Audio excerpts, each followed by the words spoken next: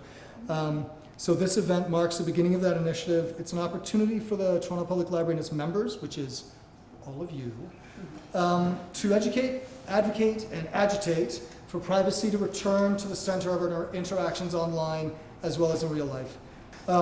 So you didn't come here to talk to me, you didn't come here to listen to me, you came here to listen to all these folks. American guest and possible imminent political refugee, Alison Macrina. Alison is a librarian, privacy activist, and founder and director of the Library Freedom Project, an initiative that aims to make real the promise of intellectual freedom in libraries by teaching librarians and their local communities about surveillance threats, privacy rights and law, and privacy-protecting technological tools to help safeguard digital freedoms. So give it up for Alison.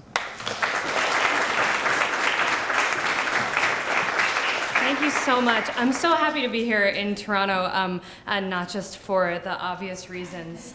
I may never go home. Thank you so much to the Toronto Library for putting this on. This is a really amazing way to kick off their privacy initiative, and I'm really honored to be here with Chris and Brenda from two incredible organizations that are doing really amazing work in this vast and mostly unknowable and difficult to understand privacy landscape. So I'm going to tell you about what my organization does and what I see as the role of public libraries in the privacy sphere. So my organization, Library Freedom Project, began in 2013 after what is now called the Summer of Sunlight, after Ed Snowden began his revelations about US and global mass surveillance conducted by various intelligence agencies. I was working as a librarian outside of Boston, Massachusetts, where I live, and I, like many librarians, had an interest in privacy, but I had no idea how massive the problem was, nor who was affected by it, or anything that could be done. So the Snowden revelations came out, and immediately I started hearing from members of the public that they were really alarmed by this and felt pretty despondent, felt like the issue was much bigger than they could have ever imagined, but they had no idea what they could do about it.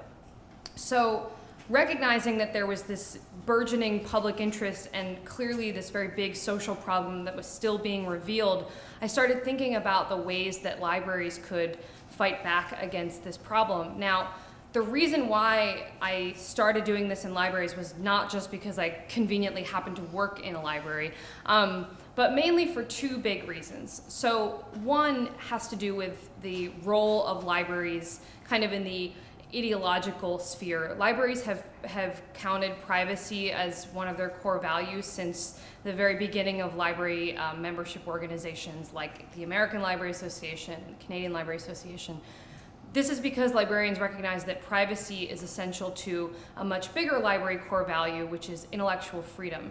If you believe that your reading or writing or research is being watched, you are not going to do the same reading, writing, or research. If you don't have privacy, you really can't have intellectual freedom. It also, privacy, for that reason, kind of contributes to a kind of censorship, if only self-censorship. This is another issue that's very paramount to what libraries do. Another reason why this is essential for libraries is because we are already, centers of education in our communities. We provide sometimes the only free computer classes that exist in most communities. This was certainly true in the library where I was working outside of Boston. It's true in every library I've ever worked, and since then every library I've visited. The other side of it has to do with the people that we serve in libraries. So a lot of the privacy conversation has centered on some of the folks who are most affected, like journalists and whistleblowers, and those people are very important, and it is true that surveillance affects their work a great deal. But more broadly, ordinary people, especially people who are already marginalized in some way, immigrants, refugees, people of color, queer people, people who have been, or have been incarcerated, people who have been homeless, people who are disabled, anyone who is marginalized in some other way socially is more affected by both kinds of surveillance, the kind that Chris talked about and the kind that Brenda talked about. And furthermore, because the internet is so insecure fundamentally, all of the data breaches and the hacking and kind of criminal activity that we see, people who are already marginalized, it's harder for them to rebound if something like that happens.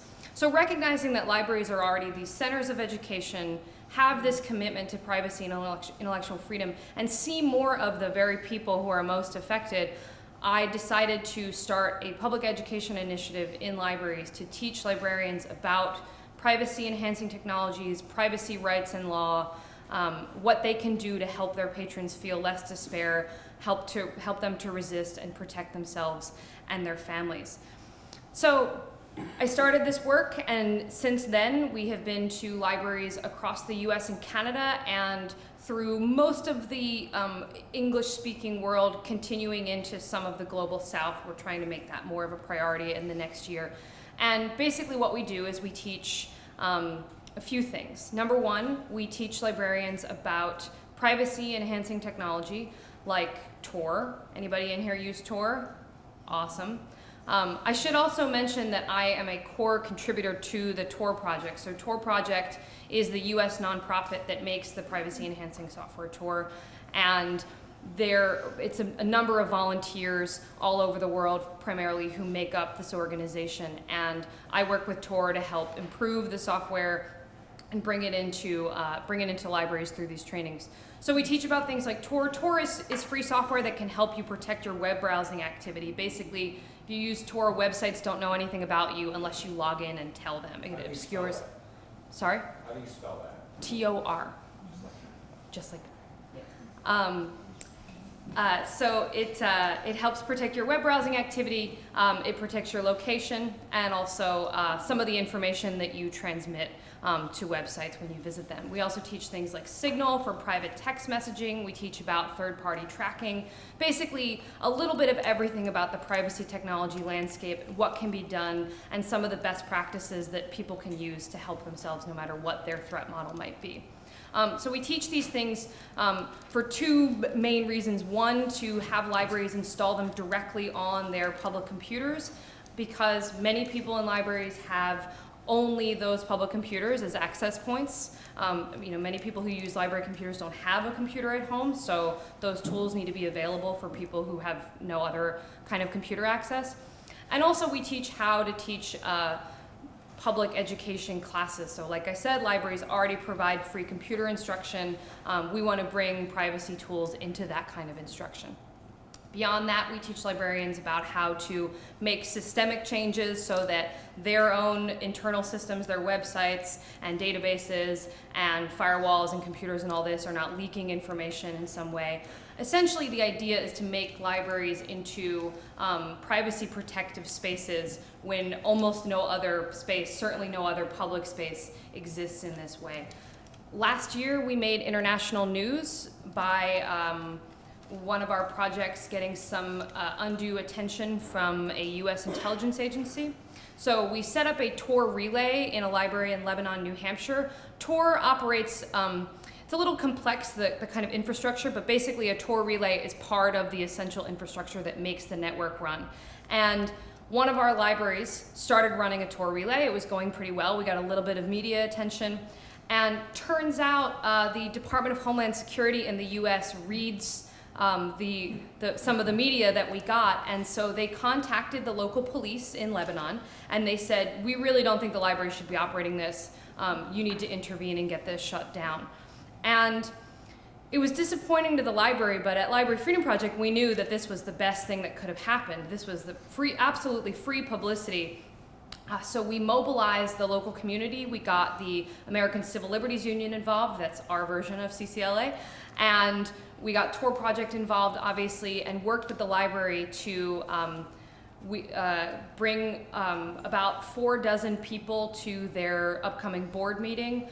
Their community spoke in favor of this relay pretty highly. They spoke about the pride in their library at operating this relay and how important they thought it was to provide privacy programs for the public in this space. And so no one from DHS showed up to this meeting, and the board voted unanimously once again to reinstate originally they voted unanimously to get the thing started, and then they voted unanimously again to bring it back up. And it was a tremendous win for this amazing initiative. And so today that library is thriving. They're doing even more privacy programs. Their community sees them as a beacon for all other libraries. The folks from that library are now doing conferences and all these other kinds of public talks about their experience.